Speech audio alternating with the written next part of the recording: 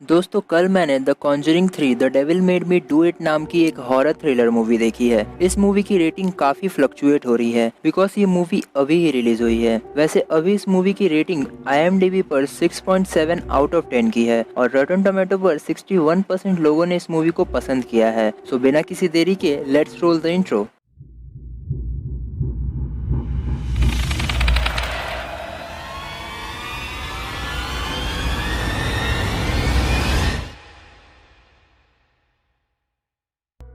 Movie की starting में हम 18 जुलाई 1981 का सीन देखते हैं, जहां एड और लॉरेन को हम ग्लैडजेल फैमिली के घर में देखते हैं।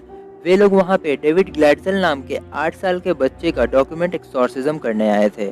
डेविड का एक्सॉर्सिज्म फादर गॉर्डन करने वाले थे और इसीलिए वो उनके घर आ रहे थे। डेविड को नींद आ रही होती है, इसलिए आर्नी उसे रूम में सुलाने लेकर चला जाता है। वैसे आर्नी डेविड की बहन डेवी का बॉयफ्रेंड था और डेविड आर्नी को बहुत पसंद करता था। डेविड अपने रूम में सो रहा होता है, तभी अचानक उसके डोर पर कोई बहुत जोर से नॉक करता है, जिसके कारण डेविड डर जाता है और बाथरूम में जाकर छिप जाता है। तभी हम बाथरूम में एक इवल हैंड को देखते हैं। अचानक उस बाथरूम के शावर से खून की बारिश होने लगती है। डेविड के चिल्लाने की आवाज सुनकर सभी लोग डेविड के पास पहुंचते हैं, लेकिन उस समय तक डेविड पोजेस हो चुका था। अचानक वो अपने डैड के पैरों पर एक नाइफ से अटैक कर देता है। वो अपने डैड को मारने ही वाला होता है, लेकिन एड उसे पकड़ लेता है और नीचे हॉल में लेकर चला जाता है। तब तक फादर गॉर्डन भी आ चुके थे। एड उन्हें एक्सॉर्सिज्म करने को बोलता है और एक्सॉर्सिज्म के दौरान डेविड बहुत अजीब हरकतें कर रहा था। तभी लॉरेन उसे टच करती है और उसे एक बहुत अजीब डेविड सभी पर अटैक कर देता है और अचानक वो एड के पास चला जाता है। वो एड से कहता है कि वो उसकी दिल की धड़कनें रोक देगा। तभी वहाँ आर्नी आ जाता है और उस डीमन से कहता है कि वो डेविड को छोड़ दे और उसे पजेस कर ले। ये कहते ही वो डीमन डेविड को छोड़ देता है और आर्नी को पजेस कर लेता है, लेकिन ये एड देख लेते हैं। बट उस डीमन की वजह से एड को हार्ट अटैक आ जाता है और वो हॉस्पिटलाइज्ड हो जाते हैं एंड उन्हें होश भी नहीं था। सभी को लगता है कि एवरीथिंग इज नॉर्मल, बट ये तो सिर्फ शुरुआत थी। कुछ दिनों बाद हम आर्नी और डेवी को ब्रुकफील्ड सिटी में देखते हैं। डेवी एक ब्रूनो नाम के बंदे के यहाँ पर काम कर रही होती है और वो दोनों वहीं पर रेंट पर रह रहे थे। उस दिन के बाद से ही आर्नी को अपने घर में किसी इवल पावर की एग्जिस्टेंस का एहसास होने लगा था। दूसरी तरफ लॉरेन एड के लिए बहुत परेशान थी। तभी हॉस्पिटल में फादर गॉर्डन एड से मिलने आते हैं, जहां लॉरेन उन्हें बताती है कि कैसे वो दोनों फर्स्ट टाइम मिले थे, देन उनके बीच प्यार हुआ एंड उनकी शादी हो गई। खैर आर्नी अपने काम पर होता है। वो चेनसॉ से एक पेड़ को काट रहा था, तभी उसे वहाँ पर किसी के होने का एहसास होता है, जिसके कारण उसका ध्यान भटक जाता है। तभी अचानक उसकी चेनसॉ स्टार्ट हो जाती है और उसके हाथों से छूट जाती है। आर्नी की तबीयत काफी बिगड़ रही थी, जिसके कारण वो घर चला आता है। ब्रूनो घर पर ड्रिंक कर रहा था और वो आर्नी को भी इनवाइट करता है। उस पार्टी में आर्नी की तबीयत काफी बिगड़ जाती है एंड उसे एक विजन आता है, जिसमें एक डीमन डेवी पर अटैक कर रहा था। वो डीमन आर्नी पर भी अटैक करने वाला होता है, लेकिन आर्नी पास ही में पड़ी एक नाइफ से उस पर अटैक करके उसे मार डालता है। लेकिन वो ईवल को नहीं बल्कि ब्रूनो था जिसे उसने मार डाला था। इस तरफ हॉस्पिटल में एड को होश आता है और वो लॉरेन को बताता है कि वो डीमन डेविड से आर्नी में जा चुका है और अब आर्नी मुसीबत में है। लॉरेन तुरंत ही ब्रुकफील्ड में कॉल करती है, लेकिन कॉल कोई भी रिसीव नहीं करता। जिसके बाद लॉरेन वहाँ के पुलिस स्टेशन पर कॉल करती है एंड वहाँ के ऑफिसर को बताती है कि मे बी ब्रुकफील्ड के बोर्डिंग कैनल में कोई इंसिडेंट होने वाला है। अगले सीन में हम आर्नी को देखते हैं एंड वो पजेस होकर रोड साइड पर चल रहा होता है, जहाँ एक पुलिस ऑफिसर की नजर उस पर पड़ती है एंड वो ऑफिसर उसे रोकता है। तभी आर्नी को होश आ जाता है एंड उसके हाथ खून से सने हुए होते हैं, जिसके कारण वो ऑफिसर उसे अरेस्ट करके अपने साथ लेकर चला जाता है। जिसके बाद ब्रुकफील्ड सिटी में ये ब्रेकिंग न्यूज बन जाती है, क्योंकि ब्रुकफील्ड सिटी में 193 इयर्स में ये पहली मर्डर थी जिसमें विक्टिम को 22 बार चाकू से स्टैब करके मारा गया था। इसके बाद एड और लॉरेन आर्नी से मिलने जेल में जाते हैं, जहां आर्नी बाइबल पढ़ता है। एड उन्हें बताता है कि वो पजेस नहीं है, लेकिन उस दिन वो जरूर पजेस था एंड उस डीमन ने ही उससे यह काम करवाया है। वो उसे सावधान रहने के लिए बोलता है और वो दोनों लॉयर से मिलने चले जाते हैं। वो दोनों लॉयर से मिलते हैं क्योंकि कोर्ट किसी भी इवल पावर पर विश्वास नहीं करता। वो लॉयर से बात करते हैं, बट लॉयर उनकी हेल्प करने से मना कर देता है बिकॉज वो भी किसी डिमोनिक पावर पर विश्वास नहीं करती। जिस पर एड उन्हें अपने साथ डिनर करने के लिए अपने घर पर बुलाता है एंड कहता है कि वो उसे एनाबेल से भी मिलाएगा, जिसके बाद शायद वो अपना इरादा बदल ले। इसके बाद हमें 19 सितंबर 1981 का सीन दिखाया जाता है, जहां आर्नी की हियरिंग थी, जहां लॉयर कहती है कि आर्नी निर्दोष है एंड उसने ये मर्डर नहीं किया है, ये मर्डर किसी ईवल ने करवाया है। जिसके बाद पूरा कोर्ट शांत हो जाता है, क्योंकि किसी को भी इस बात पर यकीन नहीं था। वैसे इससे हमें पता चलता है कि वह लॉयर अब ईवल पावर पर विश्वास करने लगी थी, क्योंकि एड और लॉरेन की भूतिया म्यूजियम और एनाबेल है ही ऐसी चीज। वो दोनों कोर्ट से बाहर निकलती हैं, जहां वो लॉयर उन दोनों से मिलने आती है। वो कहती है कि आर्नी को मौत की सजा मिल सकती है, लेकिन वो दोनों बहुत कंफ्यूज थे बिकॉज वो डीमन अचानक कहीं गायब हो गया। जिसके बाद वो दोनों डिसाइड करते हैं कि वो दोनों शुरुआत से शुरू करेंगे। वो दोनों डेविड के एक्सॉर्सिज्म वाले दिन की रिकॉर्डिंग सुनते हैं और ये मूवी फ्लैशबैक में जाती है, जब डेविड अपनी फैमिली के साथ उस घर में शिफ्ट हुआ था। डेविड उस घर में घूमते हुए एक रूम में चला जाता है, जहां उसे एक वाटर बेड मिलता है। डेविड उस बेड पर खेलने लगता है, लेकिन अचानक उस बेड से एक ईवल निकलता है और वो डेविड को अंदर की तरफ खींचने लगता है, लेकिन डेविड किसी तरह उससे बच जाता है। बट उसे विश्वास नहीं हो रहा था कि ये सच में हुआ है। देन मूवी प्रेजेंट टाइम में आती है। डेविड पर हमले के दौरान वाटर बेड से पानी नीचे फर्श पर गिर जाता है और वह हिस्सा खराब हो जाता है। एड जैसे ही उस फर्श को देखता है, वो समझ जाता है कि यह काम किसी ईवल एंटिटी का है। जिसके बाद एड उसी रूम के निचले हिस्से में जाता है, लेकिन वो जगह काफ़ी छोटी होती है, जिसके कारण एड वहाँ नहीं जा पाता। देन लॉरेन डिसाइड करती है कि वो अंदर जाएगी। वो अंदर जाती है, जहाँ वो एक बैग को देखती है। वो उस बैग को चेक करती है, जिसमें उसे विच टोटरम मिलता है। वे सभी को बताती है कि एक विच टोटरम है, जो कि सैटेनिस्ट अपने रिचुअल में करते हैं, और उस डीमन को इसी रिचुअल के द्वारा बुलाया गया है। जिसके बाद उसने डेविड को पोजेस किया, देन आर्नी को। एड डेवी को उस विच टोटरम की फोटोज देते हैं और सभी पुलिस स्टेशन में भेजने के लिए कहते हैं, और उसे पता करने के लिए कहते हैं कि इस विच टोटरम से रिलेटेड हाल ही में कोई मर्डर हुआ है या नहीं। तभी उस फोटो को फादर गॉर्डन देखते हैं, जो कि वहीं पर होते हैं।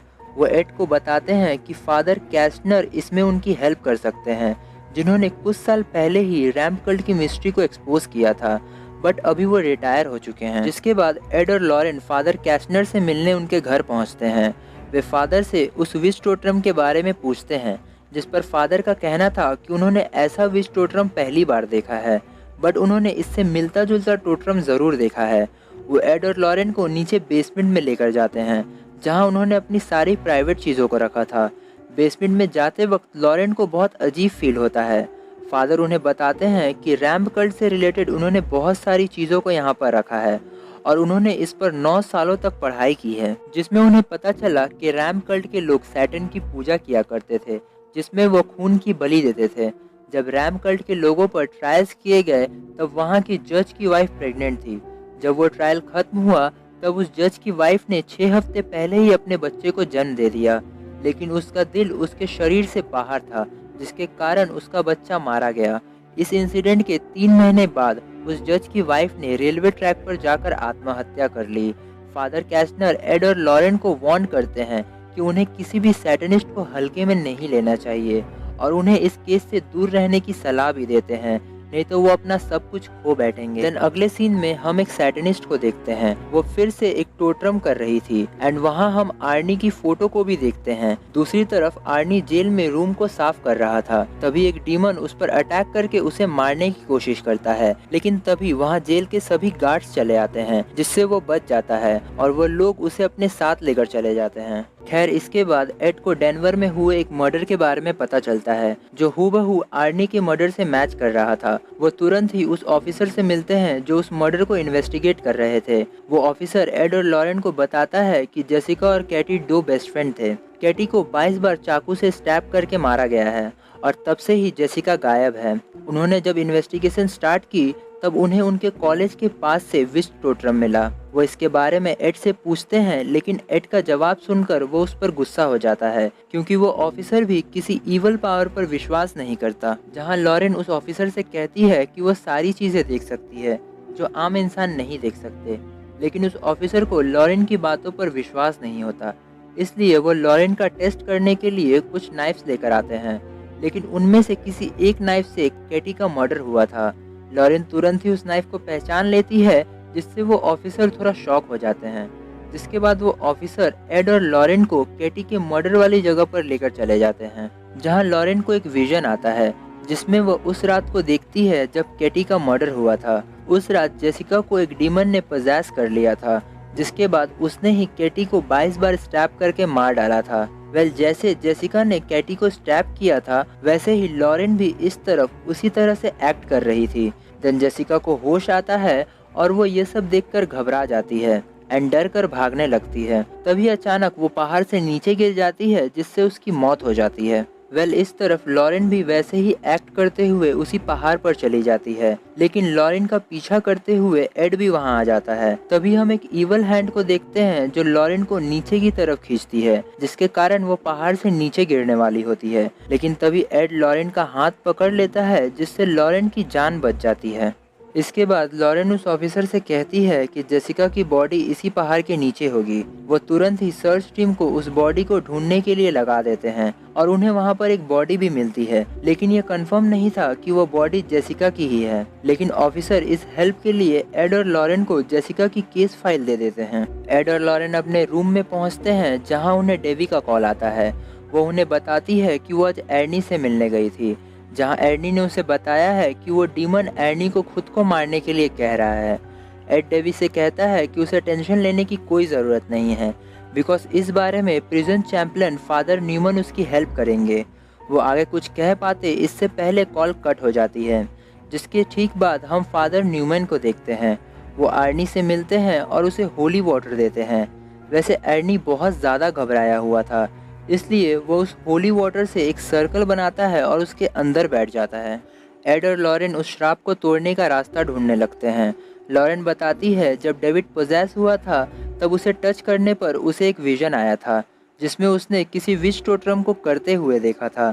अगर जो बॉडी ऑफिसर्स को मिली है वो जेसिका की हुई तो उस सैटनिस्ट के पास जाने का रास्ता अभी भी खुला होगा। जिसके बाद वो दोनों मॉर्ज रूम में जाते हैं, जहाँ लॉरेन उस बॉडी को टच करती है, लेकिन उसे कुछ भी एहसास नहीं होता। तभी अचानक उसे एक विजन आता है, जिसमें वह उस सैटनिस्ट के पास पहुंच जाती है। वो सैटनिस्ट फिर से आर्नी के साथ विच टोटरम कर रही थी। इस तरफ आर्नी पोजेस हो जाता है एंड होली वाटर की उस बोतल को अपने हाथ में तोड़ लेता है और एक कांच के टुकड़े से अपनी हाथ की नस काट देता है। लेकिन जेल के ऑफिसर्स ये देख लेते हैं और उसे तुरंत ही मेडिकल ट्रीटमेंट देते हैं। लेकिन तभी लॉरेन बहुत जोर से चिल्लाती है, जिससे वो टोटरम कंप्लीट नहीं हो पाता। वैसे लॉरेन से जो कनेक्शन हुआ था ये दोनों तरफ से हुआ था, इसलिए वो सैटनिस्ट मॉर्ज में रखी एक बॉडी को पोजेस कर लेती है और उससे लॉरेन पर अटैक करवा देती है। लेकिन ऐन वक्त पर एड लॉरेन को बचा लेता है, जिससे लॉरेन का कनेक्शन उस सैटनिस्ट से टूट जाता है। इसके बाद वॉरेन घर में आते हैं, जहाँ उसे डेवी और उसका फ्रेंड ड्रू मिलता है, जहाँ ड्रू एड को एक बुक देता है जो उसे स्टेगेरिया से मिला था। इसमें लिखा होता है किस तरह चर्च के लोग विचक्राफ्ट को रोका करते थे। एड उस बुक को पढ़ता है, जिसमें लिखा होता है एक मर्डर और एक सुसाइड से इस रिचुअल को पूरा किया जाता है। आर्नी ने मर्डर तो कर दिया था एंड देन उसे अब सुसाइड करना था। उस श्राप को तोड़ने के लिए उसे सैटनिस्ट के टेबल को तोड़ना होगा, यानी ऑल्टर को। लॉरेन ने उस ऑल्टर को रियल में देखा था। वो बताती है कि वो ऑल्टर एक ऐसी जगह पर है जहाँ ठंड है, पानी की आवाज़ आती है और शायद उसने ट्रेन की आवाज़ सुनी थी। तभी एड की तबीयत काफ़ी बिगड़ जाती है एंड वो बेहोश हो जाता है। जब उसे होश आता है तो वो घर में खुद को अकेला पाता है। उसे घर के गेट पर लॉरेन का ब्रेसलेट मिलता है। तभी उसे वहाँ पर वो सैटनिस्ट दिखती है। वो एड को धमकाती है और वहाँ से गायब हो जाती है। तभी हम मॉर्ज वाले उस पजेस बॉडी को देखते हैं। वो एड पर अटैक कर देता है, लेकिन एड उसे हरा देता है और एक नाइफ से उसे मारने ही वाला होता है, लेकिन तभी वहाँ ड्रीव चला आता है और वो एड को रोक लेता है। देन एड देखता है कि वहाँ पर कोई भी डीमन नहीं है और जिस डीमन को वो मारने वाला था वो लॉरेन थी। यानी उस सैटनिस्ट ने एड को विजन दिखाकर मैनिपुलेट किया था और उसी के जरिए वो लॉरेन को मारने वाला था। इसके बाद एड समझ जाता है कि इस घर पर किसी ने विच टोटरम किया है। वो पूरे घर में उस विच टोटरम को ढूंढने लगता है, जहां उसे ऑफिस में कुछ फ्लावर्स मिलते हैं जो कि पूरी तरह खराब हो चुके थे। एड उस फ्लावर को चेक करता है एंड उस फ्लावर पॉट को तोड़ देता है, जिसमें उसे वही विच टोटरम मिलता है। यानी कि उस सैटनिस्ट का नेक्स्ट टारगेट अब एड है। देन वे सभी प्लान करते हैं कि लॉरेन बुक को ट्रांसलेट कराने फादर कैस्टनर के घर जाएगी क्योंकि उन्हें लैटिन भाषा आती है। डेवी एर्नी के पास जाएगी और उसका ध्यान रखेगी बिकॉज आज की रात सैटनिस्ट सबसे ज्यादा पावरफुल होते हैं। एड और ड्रू उस पूरे केस को स्टडी करेंगे बिकॉज उन्हें इस मर्डर में कोई कनेक्शन नहीं मिल पा रहा था। इसके बाद वे सभी अपने काम में लग जाते हैं। एड मैप पर निशान लगाते हुए उस सैटनिस्ट को खोज रहे थे।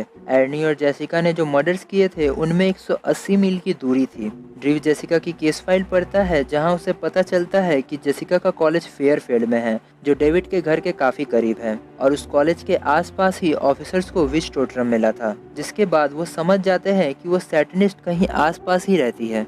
तभी एड को याद आता है कि लॉरेन ने बताया था कि वो ऑल्टर एक ऐसी जगह पर है जहां पानी और ट्रेन की आवाज आती है। एड मैप को लोकेट करते हुए उस ऑल्टर को ढूंढ लेते हैं जो कि एक लेक के पास था एंड उस लेक के करीब ही फादर कैस्टनर का घर था। एड समझ जाते हैं कि इन सब के पीछे शायद फादर कैस्टनर का हाथ है और वो तुरंत ही फादर कैस्टनर के घर के लिए निकल जाते हैं। इस तरफ लॉरेन फादर के घर पहुंचती है और उन्हें उस बुक को ट्रांसलेट करने को बोलती है, जिस पर फादर उसे अंदर बुलाते हैं और बताते हैं कि ये एक कर्स है यानी श्राप और इसे पूरा करने के लिए एक चाइल्ड, एक लवर और एक द मैन ऑफ गॉड की बलि देनी पड़ती है। इस श्राप में पहले एक मर्डर करना पड़ता है, देन खुदकुशी करनी पड़ती है। जेसिका एक चाइल्ड थी, आर्नी एक लवर है और एड द मैन ऑफ गॉड है और इसीलिए वो इन सब की बलि देना चाहती है एंड इसी कारण एड के द्वारा वो सैटनिस्ट लॉरेन को मरवाना चाहती है। जिसके बाद वो एड और आर्नी दोनों को मरवा देगी जिससे उसका श्राप पूरा हो जाएगा। फादर कैस्टनर लॉरेन को बेसमेंट में लेकर जाते हैं और कहते हैं कि चर्च के इस जगह को एज अ स्टोरेज यूज किया जाता था और यहाँ पर डेंजरस विचक्राफ्ट को छिपा कर रखा जाता था। वो लॉरेन को एक एल्बम दिखाते हैं जिसमें उसकी बेटी आइसला की फोटो थी। वो बताते हैं कि उनकी पत्नी बच्ची को जन्म देने के बाद मर गई थी। उन्होंने चर्च को इस बारे में कुछ भी नहीं बताया था बिकॉज चर्च को अगर इस बारे में पता चलता कि उनकी पत्नी बच्ची को जन्म देने के बाद मर गई है तो चर्च कैस्टनर की बेटी को उससे अलग कर देते और मे भी उसे परेशान किया करते। इसलिए उन्होंने अपनी बेटी को सबसे छिपा कर रखा एंड उन्होंने ऑकवर्ल्ड की स्टडी भी जारी रखी। लेकिन आइसला को भी ऑकवर्ल्ड में बहुत इंटरेस्ट आने लगा था एंड धीरे धीरे वो एक सैटनिस्ट बन गई। यानी मूवी की स्टार्टिंग से हम जिस सैटनिस्ट को देख रहे हैं वो और कोई नहीं बल्कि फादर कैस्टनर की बेटी आइसला है। फादर लॉरेन को बताते हैं कि आइसला घर के नीचे वाले टनल्स को एक्सप्लोर किया करती थी एंड वो ऑल्टर उसने वहीं पर रखा है, उसे डिस्ट्रॉय करते ही कर्स टूट जाएगा। फादर लॉरेन को उस टनल में भेज देते हैं लेकिन तभी वहाँ आइसला चली आती है। फादर उससे कुछ बात कर पाते इससे पहले आइसला अपने पिता का गला काटकर उसे मार डालती है। इस तरफ लॉरेन टर्नल में उस ऑल्टर को ढूंढ लेती है बट वो उसे हटा नहीं पाती बिकॉज वो बहुत हैवी था। तभी वहाँ आइसला चली आती है और लॉरेन पर अटैक कर देती है लेकिन लॉरेन वहाँ से भाग जाती है। इस तरफ एड फादर कैस्टनर के घर पहुँचता है। वो उस टर्नल में आता है जहाँ लॉरेन थी। तभी वो लॉरेन को देखता है लेकिन वो लॉरेन नहीं बल्कि आइसला थी जो एड की आंखों में कुछ फूंक देती है एंड उसे पजेस कर लेती है। देन वो ऑल्टर पर जाती है और रिचुअल करने लगती है। इस तरफ रिचुअल के दौरान आर्नी की तबीयत काफ़ी बिगड़ने लगती है और वो बहुत अजीब चीज़ें कर रहा था। वो किसी तरह खुद को बेड से आज़ाद कर लेता है और हवा में फ्लो करने लगता है। वो कांच के एक टुकड़े से खुद को मारने वाला होता है लेकिन डेवी उसे रोकने की कोशिश करती है। इस तरफ लॉरेन एड से मिलती है बट एड पोजेस हो चुका था। वो लॉरेन पर एक हैमर से अटैक करके उसे मारने की कोशिश करता है लेकिन लॉरेन हर बार बच जाती है। वो भागते हुए उस ऑल्टर के पास पहुंचती है लेकिन एड उसे ढूंढ लेता है और वो उसे जान से मारने की कोशिश करता है बट लॉरेन उसे याद दिलवाने की कोशिश करती है कि कैसे वो दोनों एक दूसरे से फर्स्ट टाइम मिले थे, कैसे उनके बीच प्यार हुआ एंड देन शादी हुई। देन अचानक एड को होश आ जाता है एंड वो अपनी हैमर से उस ऑल्टर को तोड़ देता है जिससे ये श्राप खत्म हो जाता है। उस तरफ एर्नी को भी होश आ जाता है और वो श्राप से मुक्त हो जाता है। तभी आइसला वहाँ पर आती है और वो एड और लॉरेन को मारने की कोशिश करती है लेकिन वो खुद को मारने लगती है बिकॉज उसने सैटर्न के साथ समझौता किया था अपनी आत्मा का, लेकिन वो उस श्राप को पूरा नहीं कर पाई। तभी वहाँ आइसला जैसी एक डीमन आती है और वो आइसला पर अटैक करके उसे बहुत बेरहमी से मार डालती है एंड सब कुछ नॉर्मल हो जाता है। देन अगले सीन में हम एड को देखते हैं जो उस ऑकल्ट को अपने म्यूजियम में संभाल कर रख देते हैं। देन हमें दिखाया जाता है आर्नी को सजा हो जाती है बिकॉज कोर्ट किसी भी डिमोनिक पावर पर विश्वास नहीं रखता। जिसके बाद हमें आर्नी और डेवी को दिखाया जाता है जो शादी कर लेते हैं एंड देन हमें एड और लॉरेन के कुछ ओरिजिनल वीडियो क्लिप्स दिखाए जाते हैं एंड मूवी यहीं पर एंड होती है। Thank you.